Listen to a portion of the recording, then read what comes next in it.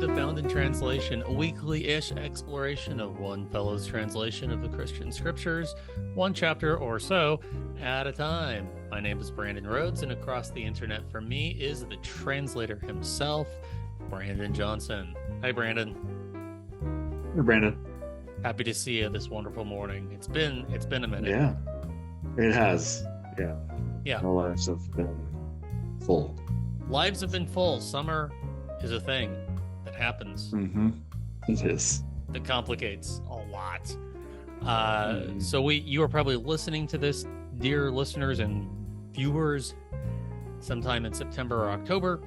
We last recorded probably in June, and here we are in the middle of August. So yeah, life's been busy. And it's like just before we're getting into some of the best, or at least my favorite and consequential parts of Hebrews. Yeah, we've been kind of talking about some of the stuff along the way. Like, we'll get to that, but here's a sneak peek, like over and over again, because it feels consequential. It feels consequential, and between that and some of the stuff that happens towards the end of Hebrews, given that Hebrews can be such a confounding or perplexing letter or sermon or whatever piece of literature we'll call it, finding some of these interpretive touchstones, like and lenses, is really helpful. And so that's what we're going to get to today. It's also, of all passages in this book and among the entire Christian scriptures, passages used to cause harm and trauma and anxiety. There's one of those here, and we're gonna drop kick that shit. and actually find not just something less bad or neutral, but what has been for me deeply eye-opening.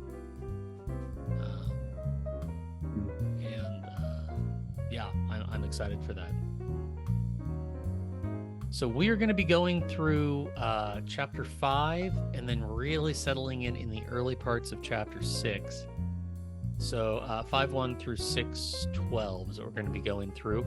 So take a minute to read over the translation. We've got a link to that in the episode notes. For those of you watching, if you don't want to do that, you still should, but you don't have to. We'll have it up on the screen for you, and you can hit pause. So, give us a sec. We'll get that on the screen here.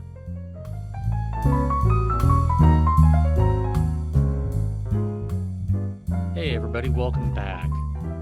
Brendan, I want to start with 5 verses 1 through 3. This is an area where we're going to be, where the author has been talking more and more about priesthood. It's going to get more into that in chapter 7 and onward. But we've got this introduction to the theme here that has a weird detail that your translation shift actually made it really pop for me. So why don't you go ahead and give your translation a read, please? Yeah. Every high priest, since they are selected from humanity, is appointed to represent humanity to God in everything, so they may present both gifts and sacrificial offerings for deviations, and are able to respond thoughtfully to those who don't understand and wander from the path, since they are also clothed with vulnerability. And because of this, they owe it regarding themselves as well as regarding the people, present the gifts and sacrificial offerings for deviations. Yeah, thank you. The translation that cries out to me is, since they are also clothed with vulnerability. What's the typical translation there? Something in the neighborhood of clothed in weakness or something? Is that it? Yeah, clothed in weakness or wrapped in weakness, since they're wearing robes, so you wrap yourself in your clothing. Yeah, yeah. Um, yeah, and so the word for vulner that I have is vulnerability can mean weakness. It can mean illness or sickness. Hmm. Um, it can mean like socially, like low income, like lack of access to resources. It can mean like it's like lack of power and strength in pretty much any way. Yes. Um, and so the sense of clothed in accepting that they don't have power, that they are willing to open themselves up. They're vulnerable to being hurt, Yes. vulnerable to getting sick, to getting, yeah, all of that. Yeah. So the usual translation of it being emphasis more on like sickness or weakness, there is a certain logic to that. Um, Yeah, but it gets used as like to mean weakness as code for like moral failing. yes. And that's not what it's talking about. No, it's not. And particularly I mean, given the flow of Hebrews so far has been the supremacy of Christ, the like Christ is the plumb line and tuning fork of reality or of like healthy spirituality, is rooted in the condescension of God, the downward mobility, really the solidarity of God with humanity. It is not yeah. domination, but vulnerability Hmm. that authorizes that. Um, so it makes Yeah. like, And maybe we should clarify too. You asked me like about mhm, the they, who's the they? They are yeah, also clothed. Since I that is one of the challenges of trying to do the gender neutral language when the gender doesn't matter. Um, mhm, Like it is a he where they are was referring to the high priest here, and they are also clothed with vulnerability, whereas the those who don't understand is plural. So yeah, it's the high priest being clothed with vulnerability enables them to respond thoughtfully to those who don't understand and wander from the path. yeah, yeah. Um, that's so important. Yeah, um, yeah, Not least yeah, because we're saying this thing that authorizes the high priest to be able to respond thoughtfully and understand those who have deviated from the path. Um, if it was a capacity for moral failing, that's not actually the credential that Jesus gets to be high priest. right, right. It can't be if we're into the whole like sinlessness or whatever. Um, Hmm. that this translation, being clothed in vulnerability, one actually makes sense of like what makes Jesus worthy of um, our attention and participation. And it's actually what that's the kind of thing that authorizes you to be able to be a good, well, the priests were not strictly pastoral figures, but it that solidarity authorizes that. Yeah, it's being representatives of humanity. The God is essentially what the high priestly Mm-hmm. role is. And there's some scholastic strains out there reflect on the priestly attire as recognizing, you read the Torah, they weren't just wearing robes, they were wearing these, the set of stones on a breastplate, right? Yeah, the ephod. Yeah, yeah. The Urim and Thummim and all that. Hmm. They they reflect, they shine the glory of God. So there's a sense in which they aren't just clothed in like special religious attire. There's a sense in which it's an actual worn metaphor for the way that humans are made to reflect and bear the glory and image of God back out into the world. And the priest represents that aspirational arc for all humans. But what it means is they're not clothed in power and domination and the omni god of strength and authoritarianism. They are clothed, the glory they are clothed in is vulnerability. So it's not just a question of what God, of what humans are, but or what a priest is, but what is the God that we are worshiping and bearing the image of. And it's a vulnerable God. Just the whole such a core point of Hebrews so far. Right. And continues to be. Yes. Throughout. Continues to be throughout. So I'm really glad we get to catch this here in the same episode that we're going to talk about chapter 6, because that being the centerpiece of what makes Christ worth a damn is really central to where we're going here. So can we scroll down to really the end of 5 flows into 6 in some important ways. So that last paragraph, how would you summarize that 11 through 14? Yeah. It's talking about how you're supposed to know all this stuff already. Like and this stuff being kind of summarized in the last verse here of that you're supposed to be able to discern between what's helpful, what's good and kind to others, and what's harmful. Yes.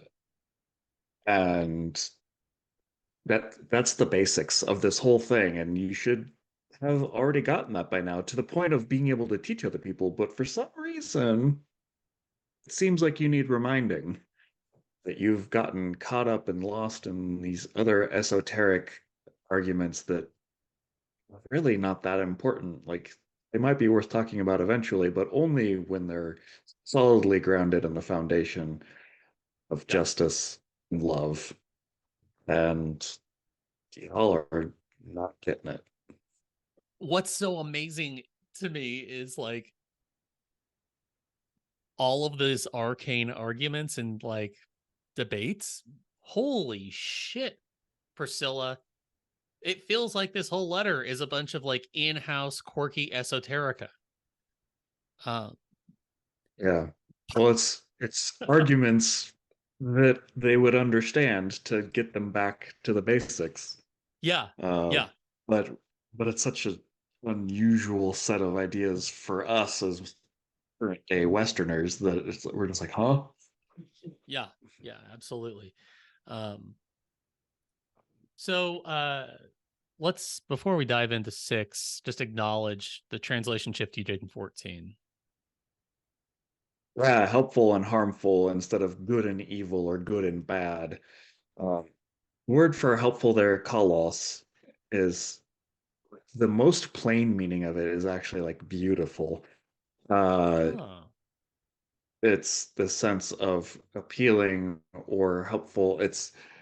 There's a when it's referring to like a way of being or behaving towards people, it's a way that is pleasing, a way that is beneficial, a way that's kind, building people up, providing for people. So helpful is one way that it could be translated, not the only way, but that general sense of being a positive force for other people. And then similarly with wakos, it's not rule breaking as in like good and bad in that sense. It's harmful. It's things that like hurt people and cause harm and hardship. And that's really the core meaning of the word. Mm. Yeah, so much of our conversations across Christian scriptures is finding how consistently translators have historically deferred to a paradigm of rule breaking and rule keeping, Mm-hmm. and made in translation decisions that align with that interpretation of the bigger story. Yeah. And I think some of that is just the way the language has Mm-hmm. evolved over time. I think the English word good does, at its core, or at least used to, at its core, mean being good to people. Like if you're a good person, it's not saying you follow the rules. That means that you're generous and kind and Yes. helpful and like and same with evil. It has to do like originally that had much more to do with suffering and hardship than it did about breaking rules a lot and Yeah. being someone who causes suffering and hardship would be being an evil person. But you Yes. can suffer natural evil too. So like if there's a hurricane and your home is destroyed, that's like enduring evil, not because there's a malicious intent behind it, but because it's hardship. Yeah. Yeah. Yeah. So our words fell apart and Mhm. then were picked back up by folks who seem unaware of how poor a story they're telling with them. Right. Yeah. And how harmful, so to speak, that way of telling it is. So, yeah, the solid food is for those who are mature, for those who have insights that have been trained through dedicated exercise for discerning between what's helpful and what's harmful. That's in no small part what it is to be doing this Jesus thing. More than rule keeping or obedience, it's Mhm. it's obedience to that capacity to have a gut capacity to tell what's helpful and harmful. It's Mhm. instinctual. Yeah. Um, so this next chapter, or really part of it, 1 through 7 or 8.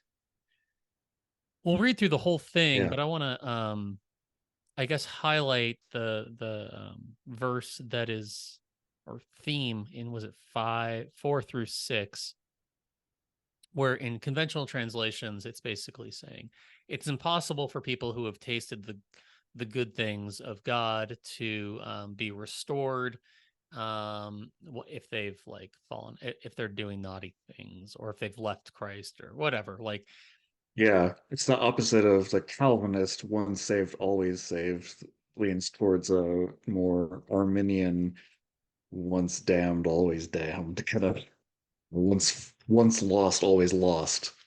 yeah, so Calvinists and Yeah. Christianity that has been living within its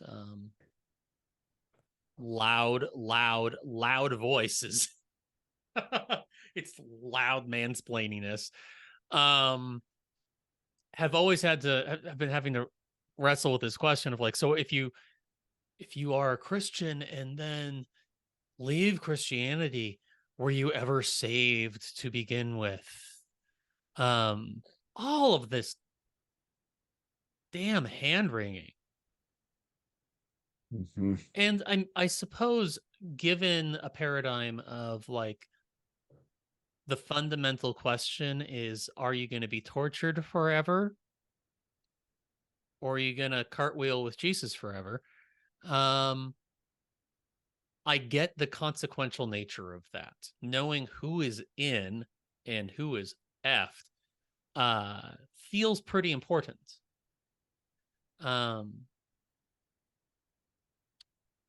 What? Yeah. But there's like no hint that this is talking about afterlife at No, all. none. There's None. nothing about that in the context of this, Yeah. maybe even entire book, but definitely not in this section. Yeah. Yeah. So if you've found yourself questioning your salvation or your savedness, like, I honor the hardship that you've gone through in all of this and want to offer a way to hold these texts. I think if you've been listening to us for very long, you've understood that we just fundamentally don't think that that's just not the core questions to be asking, particularly given the character of God as revealed in both Jewish and Christian sacred texts. It's just not in the character of God to have to worry about these things. And in the case of these verses, it's not just a matter of within that sort of Calvinist versus Arminian binary. We're not going to try finding a new Which would be a synthesis between weird, them. We're saying it that could that's be a not the, weird set of questions for first century Jewish women to be writing about, since those people didn't live for another 1500 years. But also anachronism. Yeah, yeah. yeah. Um, what we're going to be talking about here is not a fresh synthesis between that binary of Calvin versus Arminius. We are going to look at this again through the lens of how we understand the argument of Hebrews and what it means to be a Christian. It might be helpful to recap. Should we acknowledge some of the points at the end of the whole book at this point as well? Like the nature of holiness? Sure. Maybe, okay, maybe not, maybe Sure. not. Okay, okay. Yeah. Yeah. Can just mention, yeah, that later on it makes it pretty clear that the nature of holiness is to promote peace between people. Yeah, like the point of So, being a Jesus person is to seek peace as far as you can with everybody, yeah. which is the enactment of that what authorizes Christ to be worth a damn. Hmm. Um, Yeah. The Melchizedek. This is all kind of in the middle of getting ready to start talking about Jesus as the high priest in the order of Melchizedek. Literally means king of peace. yes, So there's something the there. king of righteousness of peace. Yeah, King of righteousness, who is the king of Salem. yeah, And so that, yeah, king yeah, of yeah, Salem means yeah. peace. It's like the It's word from Shalom. play Yeah. in Judaism and early Christianity is such a blast. So Yeah. could you read chapter 6 1 through what feels reasonable, what, 7 or 6? Sure. 6, yeah. Sure. Let's do it. That's why, after moving on from the beginner discussion of the Messiah, we can be brought to maturity. So that's why being the discerning, helpful, and harmful Mm-hmm. case. Okay. So we can be brought to maturity, not laying a foundation over again of transforming the mind away from actions of dead people and toward faithfulness to God, such as toward teaching about submersions, about placing hands on people, about both the reawakening of the dead and age long assessment. We will do this only if God permits it. You see, it is impossible for those who were enlightened once, who tasted the heavenly gift and became partakers of the sacred life breath, who tasted both God's beautiful talk and powerful acts of the coming age, and who fell off the path. It's impossible to restore them by transforming the mind while they are exposing to public shame and crucifying the Son of God over again among themselves. Word of the Lord. And Priscilla. Thanks be to, thanks be to God and Priscilla. And Priscilla. Is uh that like and Ken? yeah, and yeah. She is Priscilla. No, I can't. There's no. Yeah. Your joke was better. Uh, um Wow. Okay, now I'm just thinking of all the weird Barbie mashups with this. So Crucifixient. yeah. I don't Oh, okay, there you go. know. Nope. Okay, my brain is now completely spiraling out trying to find Barbie jokes. Uh this is the burden. Uh so to recap like that, like to paraphrase a lot of what's going on here, it's like, look, the like Jesus 101 is having that capacity through vulnerability, love, and peace to discern what's helpful or harmful. That sense of seeking peace with everyone as the center of what it means to be pursuing union with God, faithfulness to God. Jesus 201, everything else that comes after that, like after that, yeah, we can talk about submersions or placing hands on people or resurrection or like final things. Yeah. Can I just point out Yeah. how many of these things are considered of the beginning parts of the discussion by our traditions? So submersions, traditionally baptisms, there's like the largest denomination in the United States is Baptists. Yeah. Like set of denominations, the single largest is Southern Baptist specifically. Uh, who talk about like the questions of can you go to heaven if you haven't been baptized? That like that's supposedly the starting main point. The next thing on the list, placing hands on people. It's like healing and praying for.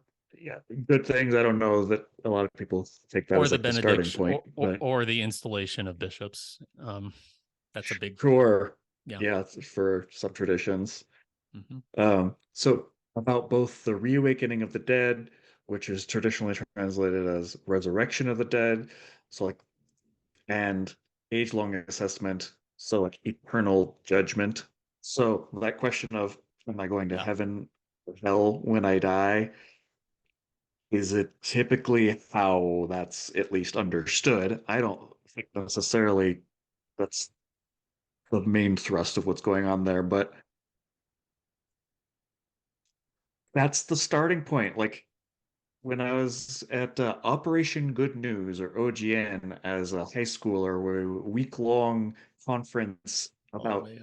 Oh. evangelizing people and spent every afternoon walking around beaches. First thing is walking up to strangers, and the first thing we say to them is like, how do you know if you die today that you'll end up in heaven? Like You were having a that's beach off. literally the first. Yes, my job was beach. Yeah.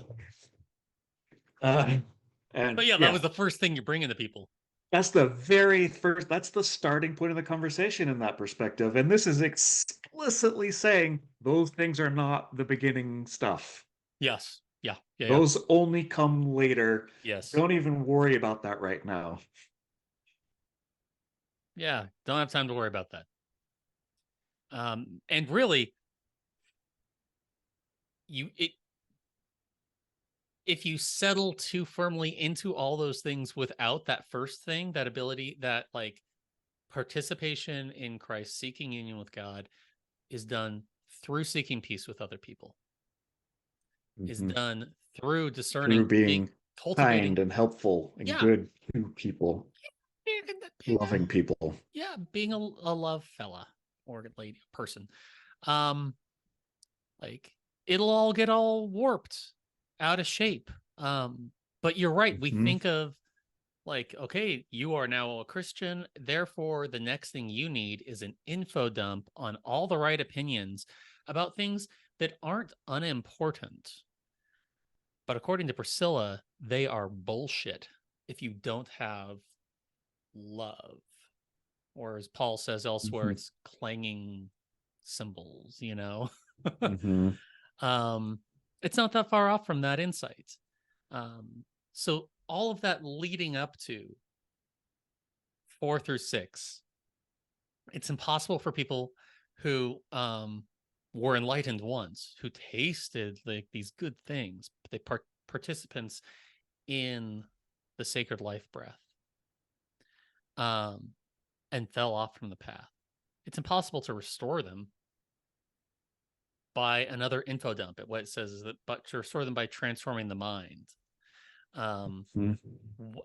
Like there's, if they're lapsing on the 101 thing, on the like love and peace, um better doctrine about cultic matters, or even something more like pressing like resurrection or whatever. um Really it doesn't do much. And this leads us up right up to the two big translation shifts that you made here. Can you walk us through each of these? Mhm. Yeah, we'll start with the sort of this. They're both like very small shifts. Yeah. This is typically, I have while. Typically, people do this as since. So for those But listening, to restore them by transforming the mind while they are exposing the public shame and crucifying the Son of God over against amongst themselves. yeah, or to restore them by transforming the mind, or traditionally repentance, since they are exposing. Mm-hmm. So it becomes a causal thing with them, much more of a sense of permanence or finality to it. Like they did Mm-hmm. this, therefore they can't be restored. Yeah. It's Um, impossible to restore them. right. Yeah. Goes the old Here, cable. like period, and this is why. Yeah. Um, but the while they are exposing to public shame is all one word in Greek. There's not a separate word that's being translated as either since or while. It's Mm. all a participle, which is like an ing. So it's impossible to restore them by transforming the mind, exposing to public shame. You Mm-hmm. can't really do that in English without extra words there. Mm-hmm. But it's not a clear, this is a causal since thing. It's much more interpretive that you have to kind of figure out what it is. And it's often the case that since is a good word there. It's also often the case that participles are trying to distinguish kind of uh, timing, I guess, is what the way to put it. Like, is it happening during while this is happening? Did it happen after? Um, Mm-hmm. Sometimes you might have it as even though. So it would be legitimate technically to put this to restore them by transforming the mind, even though they are exposing the public shame. Mm-hmm. It's like they're doing this great thing of exposing the public shame, but they just can't be restored. Yeah. Uh, Yeah. would technically be an acceptable way to translate this. Yes. And so there's an interpretive decision that has to be made in the translation itself. Yeah. Um, and I think the context here doesn't really make sense with it being causal. Yeah. Uh, it's talking about these things can't go together. They can't happen at the same time. Mm-hmm. You have one or the other. You can't have both. Mm-hmm. So Yeah. that's the So shift. That's one of the primary shifts here. yeah, like you can't transform their mind if they're busy doing this other thing. Like Right. it's not gonna, you got to put the sword They're down. actively using the worldly way of thinking. Mm-hmm. Mm-hmm. How can you transform their mind away from that if they're like actively engaged in it? If it doesn't work, they have to be willing to stop and listen. Yes. Yeah. And what is it that they are doing? Exposing to public shame and crucifying the Son of God over again among themselves. Mm-hmm. And This is among not a is the other critique big of the shift here. Mass in the Roman tradition. No, no. I have heard that. That is not what the hell is being talked about here. What? I Oh, know. I know. such weird nonsense that like, which is so counter to the whole point of this is that it's supposed to be about welcoming and Yes. be, forming peace between us. And this paragraph apparently with between Protestants and Catholics too, which Mm-hmm. but it's been used between Arminian and Calvinist Protestants and apparently Protestants and Catholics, who very much other people who disagree with you, Yes. and which is the opposite of creating peace and harmony and love. And, Yeah. Yeah. this is frustrating. Yeah. So it we it's usually not among, but with or in. Is that In in? themselves, so which is then interpreted that it's like I'm crucifying the Son of God by how I live, like Yes. by like I'm actively contributing. This is where Mm-hmm. kids get caught when you masturbate or when you lie or when you don't obey your parents Or your pastor. perfectly or your pastor, that you are contributing to Jesus having to have been tortured and murdered. Yeah. You are directly responsible for that.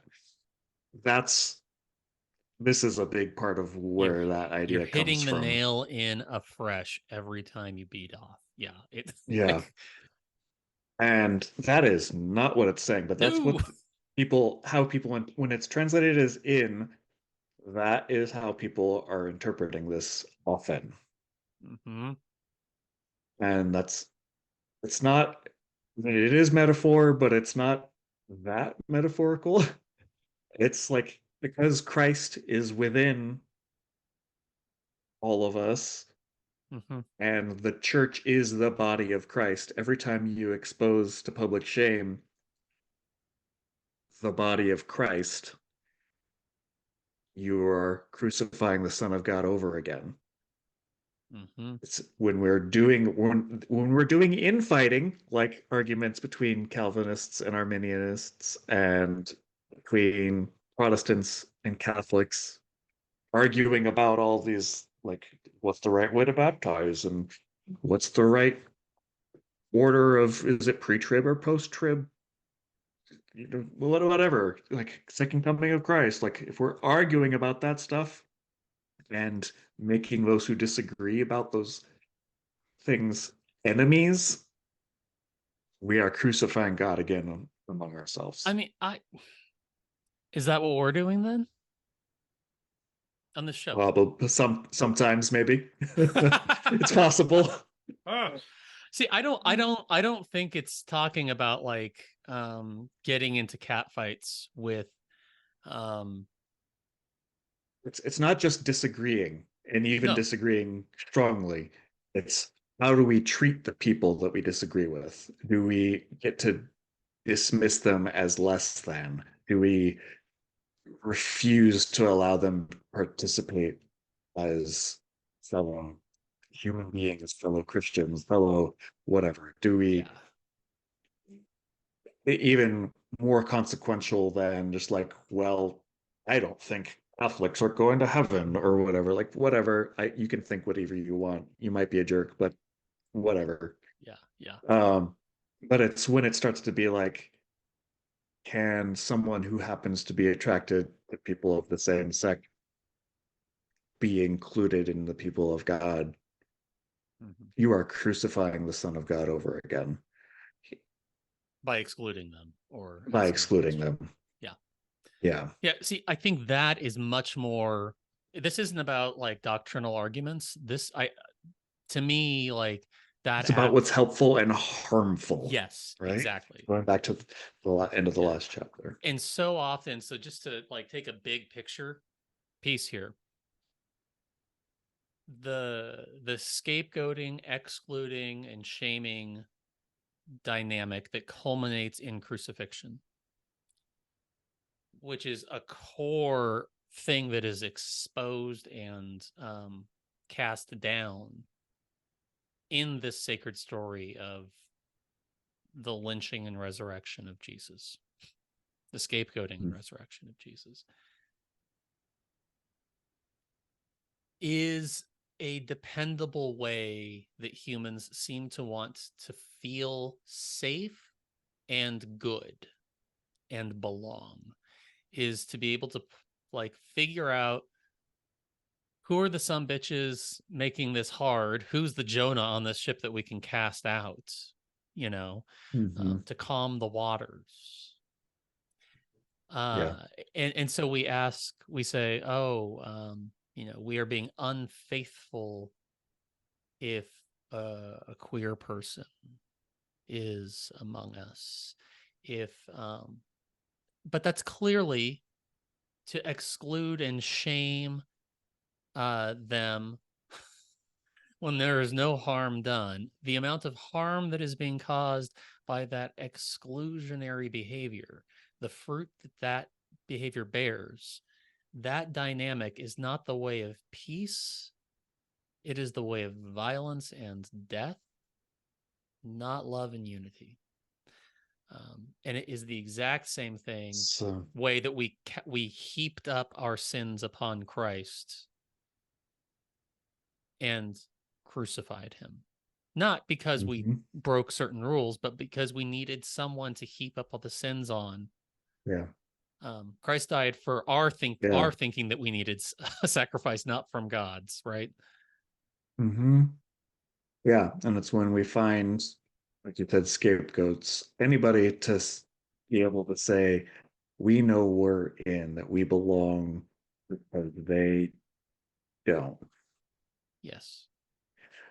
And in our time in America, it's trans people, queer folks, non-binary folk, women who who you don't are. behave how certain Women if you're a do. man, people of color if you're white, like those are people that we exclude so that we can feel more secure in our inclusion. Yeah. In the context when this was written, it was largely in the church, Jewish Christians doing that to non-Jewish Christians. Whereas that has now flipped, so it's like non-Jewish Christians doing that to Jewish folks. But so loop that back to the conversation in at the start of chapter 5 about being clothed in vulnerability. The way to respond to people who you think have fallen off the path is vulnerability, not domination and scapegoating and exile. Don't exposing people to public shame and crucifying them, figuratively or literally, is not the way. So it is impossible for those who were once enlightened to be able to they're not going to grow, they're not going to find maturity if they think the way to their maturity is not to continue discerning who needs to be slapped. That's not what we're talking about. Go back to Jesus 101 here.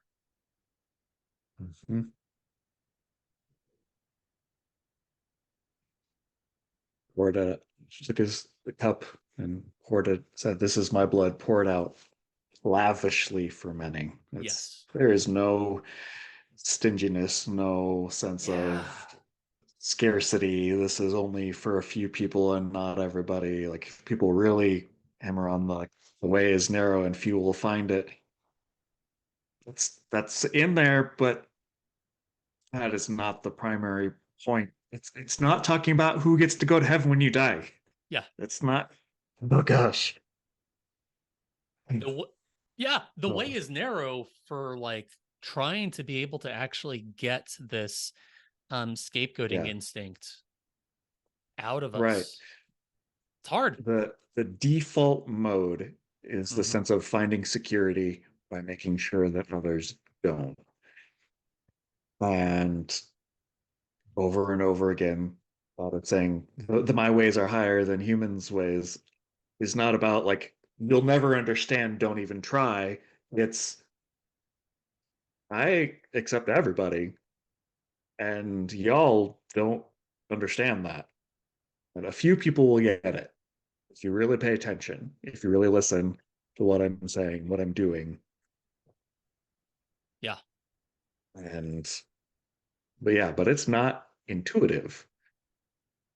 No. Because intuitively, I want to protect myself. I want to get security for myself, publicly shame and do violence to those who would threaten my sense of security and belonging.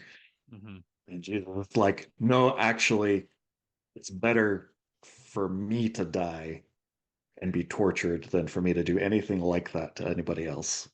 Yeah. Yeah. So you cannot imitate the protagonist in the gospel stories when you are living out of the same violent fears of the antagonists that were fixated on shedding blood to feel safe. You can't pursue peace with everyone. You've got a goddamn sword in your hand. Like, it's not complicated, but it is hard. It's really hard. And I think that's what this passage is talking about. And it seems to be, if not literally, then at least thematically, like the linchpin of the whole book. Yeah, it really is it pivoting. hinges. It's bringing home to our own way of being together all of this stuff about Jesus and temple and priesthood and law or Torah.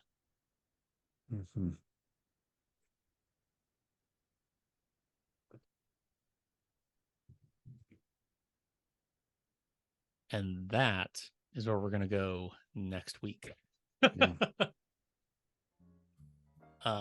Yep.